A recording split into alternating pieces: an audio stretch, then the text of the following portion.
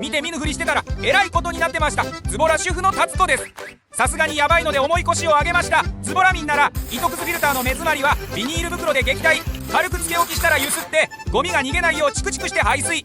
60点取れるくらいには綺麗になるよ。気づかないふりしてたこの辺の汚れは1回ちゃんと掃除したら、洗濯前のタオルで拭き上げを習慣化するとカビが生えなくなる。ゴワゴワしてきたタオルは柔軟剤の代わりに押す。ふわふわに洗い上がるし、防カビ防臭もできるからベリベリハッピー。ガタガタうるさい洗濯機の下には高さ調整ゴムマット。振動や音がかなりマシになるよ。ズボラ民必見プチストレス解消アイデアを発信中。